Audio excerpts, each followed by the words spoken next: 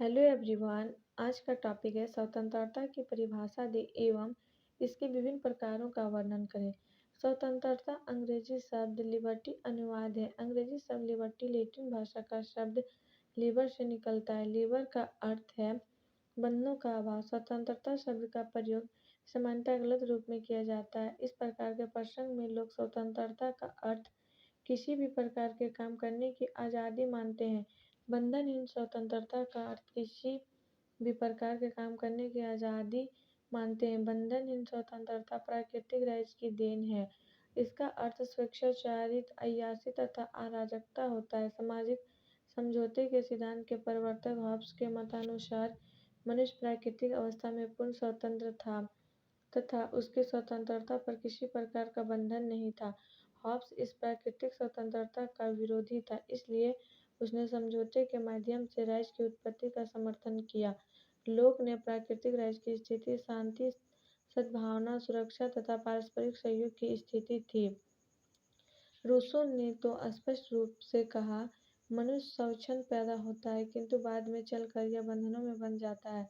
कुछ व्यक्तिवादी विचारकों ने भी स्वतंत्रता को राजकीय बंधनों से परे रखने का प्रयास किया। उनके अनुसार व्यक्ति अपने आप अपनी भलाई के बारे में अधिक सोच सकता है। राज्य एक आवश्यक बुराई है और राज्य व्यक्ति के कार्यों में जितना कम से कम हस्तक्षेप करेगा, व्यक्ति की उतनी ही अधिक भलाई होगी। इस प्रकार प्रतिबंध का अभाव स्वतंत्रता है।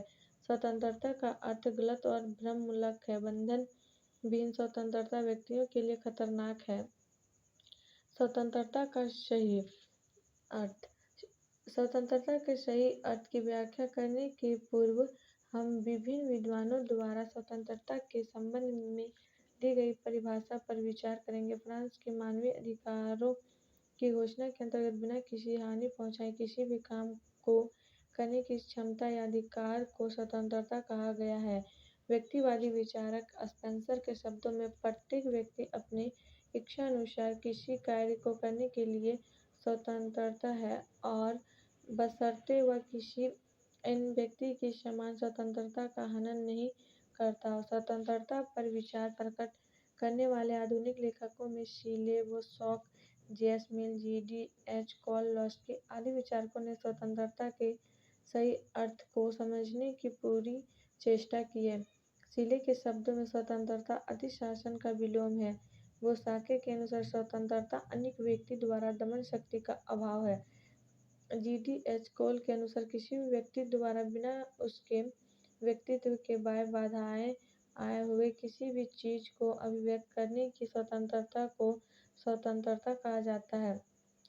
बर्न्स को विचारानुसार प्राकृतिक ढंग से बढ़ने तथा अपनी योग्यताओं में वृद्धि करने की शक्ति को स्वतंत्रता कहा जाता है। लॉस्की ने स्वतंत्रता की दो परिभाषाएं दी है, एक नकारात्मक दृष्टिकोण की तथा दूसरी सकारात्मक दृष्टिकोण की। सकारात्मक स्वतंत्रता के सही अर्थ को समझने के लिए इन दोनों पहलुओं पर विचार करना आवश्यक है।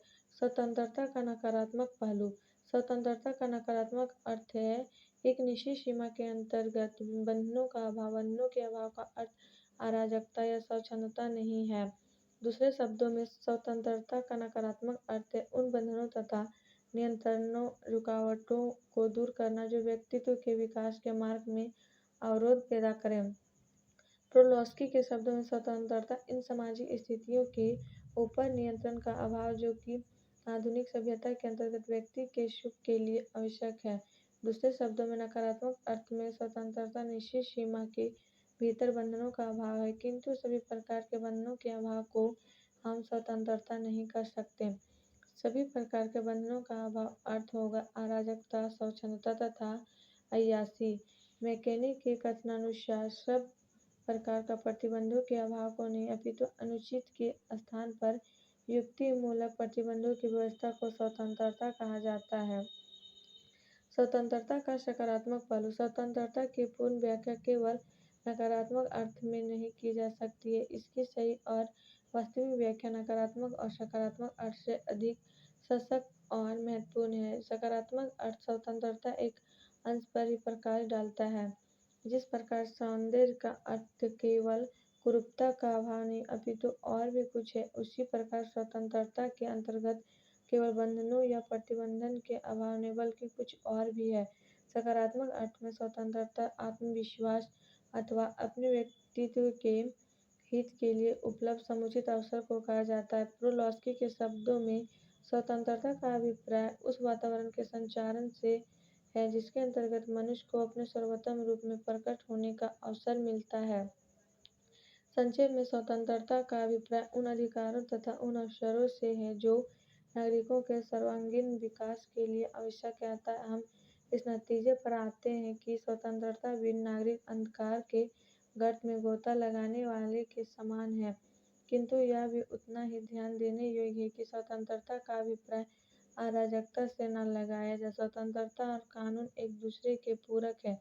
कानूनी बंधन के अभाव में स्वतंत्रता के अस्तित्व खतरे में पड़ जाता है। स्वतंत्रता के विभिन्न प्रकार। राजनीति शास्त्र के अंतर्गत स्वतंत्रता का प्रयोग एक विशिष्ट अर्थ में किया जाता है जिसमें इसके नकारात्मक और सकारात्मक दोनों तत्व विराजमान रहते हैं।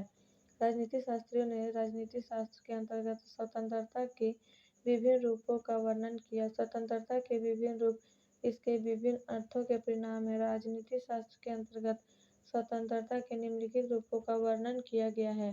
पहला, प्राकृतिक स्वतंत्रता। प्राकृतिक स्वतंत्रता के संबंध में राजनीति शास्त्रियों के बीच गहन मतभेद है। सामाजिक समझौता सिद्धांत के प्रतिपादकों के मतानुसार प्राकृतिक राज्य में प्राकृतिक स्वतंत्रताएं थी। लोक और रूसो ने तो इन स्वतंत्रताओं का समर्थन भी किया है। रूसो ने कहा है, मनुष्य स्वतंत्र जन्म लेता है किंतु सब जगह वह बंधनों में बंध जाता है। प्राकृतिक स्वतंत्रता के समर्थकों का कहना है कि स्वतंत्रता प्रकृति प्रदत्त है। मनुष्य मूल रूप से स्वतंत्र जन्म लेता है किंतु राज्य या समाज में आने के बाद उस पर अनेक प्रकार के बंधन डाल दिए जाते हैं। प्राकृतिक स्वतंत्रता नैसर्गिक स्वतंत्रता है तथा इसे मर्यादित करना स्वतंत्रता को समाप्त करने के समान है। प्राकृतिक स्वतंत्रता के संबंध में दिए गए ये विचार भ्रांति मूलक है। अधिकांश विद्वानों के मतानुसार प्राकृतिक राज्य काल्पनिक अवस्था है। राज्य या समाज के निर्माण के पूर्व स्वतंत्रता का कोई प्रश्न ही नहीं उठता है। प्राकृतिक राज्य में स्वतंत्रता अराजकता और असभ्यता का द्योतक है। यद्यपि प्राकृतिक स्वतंत्रता काल्पनिक प्रतीत होती है, फिर भी राज्य के प्राधिकार को निरंकुश होने से बचाने में प्राकृतिक स्वतंत्रता का सिद्धांत महत्वपूर्ण भूमिका का निर्वाह करता है। इसी सिद्धांत ने इस मान्यता को जन्म दिया, स्वतंत्रता मनुष्य का जन्मसिद्ध अधिकार है।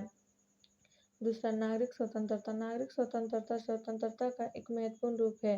नागरिक स्वतंत्रता व्यक्ति के व्यक्तित्व विकास के लिए अनिवार्य है। नागरिक स्वतंत्रता वह स्वतंत्रता है जो किसी नागरिक को राज्य का सदस्य होने के नाते प्राप्त है। यदि सब नागरिकों को नागरिक अधिकार और स्वतंत्रताओं का उपभोग करने का अवसर प्राप्त हो तो हम ऐसी स्थिति को नागरिक स्वतंत्रता की स्थिति कहते हैं। लगभग सभी सभ्य देशों के संविधानों में नागरिक स्वतंत्रता का वर्णन रहता है। नागरिक स्वतंत्रता के अंतर्गत कानून के समक्ष समानता, शरीर रक्षा, जीवन रक्षा, सभा करने, जुलूस निकालने तथा संघ व समुदाय बनाने की स्वतंत्रता आती है। संक्षेप में, अपने व्यक्तित्व के विकास के उद्देश्य से जिन स्वतंत्रताओं का उपभोग होता है उन्हें हम नागरिक स्वतंत्रताएं कहते हैं। तीसरा, राजनीतिक स्वतंत्रता। शासन व्यवस्था को विभिन्न प्रक्रियाओं में भाग लेने की स्वतंत्रता को राजनीतिक स्वतंत्रता कहा जाता है। किसी भी सरकारी पद को पाने, निर्वाचन में भाग लेने तथा मतदान करने की स्वतंत्रता को राजनीतिक स्वतंत्रता कहा जाता है। राजनीतिक स्वतंत्रता लोकतंत्र की आधारशिला है। राजनीतिक स्वतंत्रता की अवस्था में नागरिक को सरकार बनाने, उसे भंग करने तथा उसकी नीति को आलोचना करने की स्वतंत्रता आती है। सरकार की प्रक्रियाओं में भाग लेने के अवसर को राजनीतिक स्वतंत्रता कहा जाता है तथा सरकारी हस्तक्षेप से बचाव करने की स्थिति को नागरिक स्वतंत्रता कहा जाता है। राजनीतिक और नागरिक स्वतंत्रता के बीच दूसरा मूल अंतर यह है कि राजनीतिक स्वतंत्रता केवल नागरिकों को प्राप्त रहती है, जबकि नागरिक स्वतंत्रता नागरिकों और विदेशियों दोनों को प्राप्त होती है। राजनीतिक स्वतंत्रता विदेशियों को प्राप्त नहीं होती। चौथा, आर्थिक स्वतंत्रता। आर्थिक स्वतंत्रता के कई अर्थ हैं, परंतु जिस अर्थ में इसका प्रयोग राजनीति शास्त्र के अंतर्गत किया गया है उसका अर्थ हर व्यक्ति को रोजगार या अपने श्रम के अनुसार पारिश्रमिक प्राप्त करने की स्वतंत्रता। इसका तात्पर्य व्यक्तिवादी खुली स्वतंत्रता की नीति नहीं होता है। इसके अंतर्गत ऐसी अवस्था का संकेत किया गया है जिसमें नागरिक अपने आर्थिक प्रयत्नों का लाभ स्वयं प्राप्त करने के में स्वतंत्र हो तथा वह ऐसी स्थिति में न हो कि दूसरा व्यक्ति उसके परिश्रम का लाभ उठा ले। आर्थिक स्वतंत्रता का तात्पर्य उस प्रकार की स्वतंत्रता तथा व्यवस्था से है जिसके अंतर्गत कोई भी व्यक्ति आर्थिक दृष्टि से अन्य व्यक्तियों के पराधीन न रहे तथा सभी व्यक्तियों को अपनी आर्थिक उन्नति करने का समान अवसर प्राप्त हो। कोई व्यक्ति किसी का शोषण न करे। दूसरे शब्दों में राज्य में रहने वाले प्रत्येक व्यक्ति को आर्थिक क्षेत्र में प्रगति करने का अवसर प्राप्त हो तथा राज्य या समाज के उत्पादन या संपत्ति पर कुछ खास व्यक्तियों का स्वामित्व या नियंत्रण न हो। समाज में सभी व्यक्तियों को आर्थिक उन्नति करने का समान अवसर प्राप्त हो।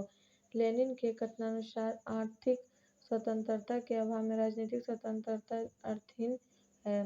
भारतीय संविधान के अंतर्गत राज्य के नीति निर्देशक तत्व के महत्व पर प्रकाश डालते हुए डॉक्टर भीमराव अंबेडकर ने कहा था, आर्थिक स्वतंत्रता और आर्थिक समानता वास्तविक रूप में राजनीतिक स्वतंत्रता या राजनीतिक लोकतंत्र का आधार है। 5वां, धार्मिक स्वतंत्रता। समाज के विकास में तथा सामाजिक नियमों के निर्धारण में धर्म का अति महत्वपूर्ण स्थान रहा। मनुष्य के सर्वांगीण विकास के लिए धार्मिक स्वतंत्रता आवश्यक है। यद्यपि मार्क्स और उनके अनुयायियों ने धर्म की अवहेलना की है, तथापि उन्हें भी इसके महत्व को स्वीकार करना पड़ा। आज भी साम्यवादी देशों में जनसाधारण के मस्तिष्क में धर्म का परोक्ष या अपरोक्ष स्थान विराजमान है। यद्यपि सरकार के भय से वे अपने धार्मिक विचारों को व्यक्त करने में समर्थ नहीं हो पाते। इस प्रकार हम देखते हैं कि धार्मिक स्वतंत्रता नागरिक के सामाजिक जीवन का महत्वपूर्ण अंग है। आज लगभग सभी लोकतांत्रिक देशों में धार्मिक स्वतंत्रता की रक्षा के लिए वहाँ के संविधान अथवा कानून के अंतर्गत समुचित व्यवस्था की गई है। धार्मिक स्वतंत्रता का अर्थ है अपने विश्वास तथा अपने निष्ठा के अनुसार किसी भी धर्म को मानना, उसके अनुसार आचरण करना तथा उसका प्रचार करना। कुछ देशों में किसी विशेष धर्म को राज्य के द्वारा मान्यता दी गई है। पाकिस्तान एक इस्लामिक गणतंत्र है। इंग्लैंड भी एक तरह से किसी विशेष धर्म का पक्षपाती है। भारत एक धर्मनिरपेक्ष राज्य है। यहाँ धर्म व्यक्तिगत वस्तु है। राज्य धर्म के मामले में तटस्थ है। प्रत्येक व्यक्ति को अनेक विचार तथा अपनी निष्ठा के अनुसार धर्म मानने, उसके अनुसार आचरण करने तथा उसके प्रचार की स्वतंत्रता उपलब्ध है।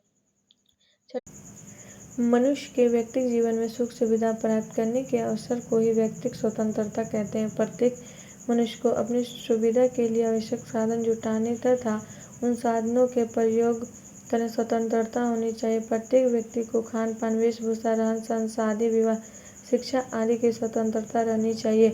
इस संबंध में यह ध्यान रखना चाहिए कि मनुष्य की व्यक्तिगत स्वतंत्रता उसके सामाजिक जीवन में बाधा न बने। समाज और व्यक्ति एक दूसरे के पूरक हैं, अतः व्यक्तिगत स्वतंत्रता सामाजिक जीवन की परिधि को ध्यान में रखते हुए ही निर्धारित की जानी चाहिए। 7वां, राष्ट्रीय स्वतंत्रता। राष्ट्रीय स्वतंत्रता सभी प्रकार की स्वतंत्रताओं और अधिकारों की आधारशिला है। राष्ट्रीय स्वतंत्रता का अर्थ है देश की आज़ादी या स्वाधीनता। राष्ट्रीय स्वतंत्रता के अभाव में किसी भी राज्य को संप्रभु सत्ताधारी राज्य नहीं कहा जा सकता। राज्य की संप्रभुता वहाँ की राष्ट्रीय स्वतंत्रता में निहित है। राष्ट्रीय स्वतंत्रता के बिना राजनीतिक तथा नागरिक अधिकार का कोई अस्तित्व नहीं है। विदेशी सत्ता के नियंत्रण में कोई भी राज्य अपने नागरिकों को राजनीतिक या नागरिक अधिकार प्रदान नहीं कर सकता। राष्ट्रीय स्वतंत्रता के आधार पर ही किसी भी राष्ट्र को आत्मनिर्णय का अधिकार प्राप्त होता है।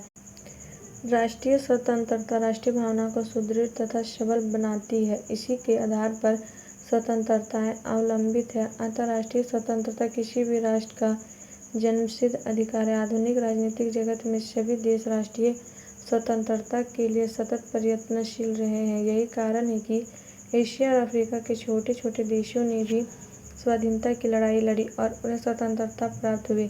15 अगस्त 1947 के पूर्व भारत को राष्ट्रीय स्वतंत्रता प्राप्त नहीं थी और भारत अंग्रेजों की गुलामी की जंजीर में जकड़ा हुआ था। और आप लोग को वीडियो अच्छी लगी तो please like and subscribe my YouTube channel and share जरूर करें।